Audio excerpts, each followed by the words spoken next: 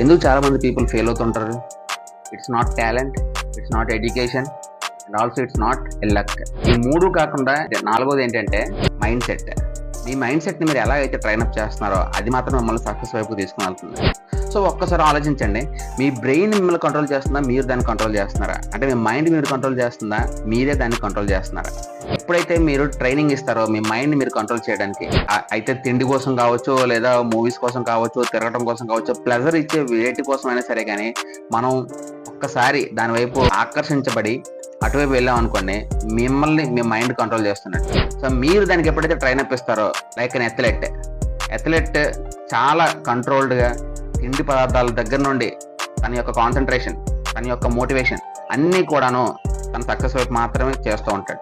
So ఈ విధమైన training కనుక మీరు ఇచ్చారంటే ఇప్పుడు ఖచ్చితంగా మీరు మీ బ్రెయిన్ని మీరు కంట్రోల్ చేస్తున్నట్టే. రెండోది ఏంటంటే ప్రాక్టీస్ డైలీ ఛాలెంజెస్. డైలీ లైఫ్లో వచ్చేటువంటి ఛాలెంజెస్ని చాలామంది అక్కడికక్కడ వదిలేసి లేదంటే దాన్ని తప్పించుకుందామని చూస్తూ ఉంటారండి. ఈ పని నాది కాదు, వేరే వాళ్ళు చేసుకోవాల్సి వస్తుంది, సో ఆ పని చేసుకుంటూ వాళ్ళు చేసుకుంటాం, వాళ్ళ పని కాబట్టి నాకు అవసరం లేదు, ఇటువంటి థాట్ ప్యాటర్న్తోనే మొత్తం ఎదుగుదలను ఆపేసుకుంటూ ఉంటారు అనమాట. సో అక్కడే సక్సెస్కి తేడా వస్తూ ఉంటుంది.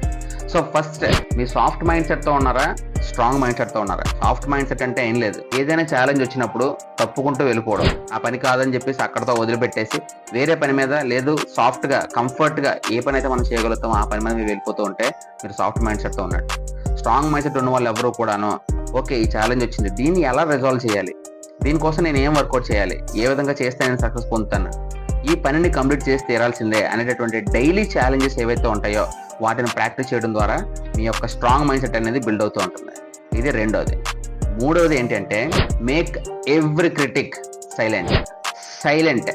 ప్రతి విమర్శకుడిని, మీ మీద వచ్చేటటువంటి విమర్శలు కావచ్చు, లేదంటే మీకు సలహాలు ఇచ్చేవాళ్ళు, అఫ్కోర్స్ కొన్నిసార్లు సలహాలు అనేవి మనకు పాజిటివ్గా మనం ముందుకు డ్రైవ్ చేసేవైతే ఓకే అండి, కానీ చాలా మంది సలహాలు ఇస్తూ ఉంటారు, ఇది బాగాలేదు, అది బాగాలేదు, ఇలా చేస్తుంటే బాగుంటుంది, అలా చేయాల్సింది కదా, అలా చాలా మంది చేస్తున్నారు కదా, మీరు ఎందుకు ఇలా చేస్తున్నారు, ఇటువంటి క్రిటిక్స్ అనేవి చాలా వస్తూ ఉంటాయి.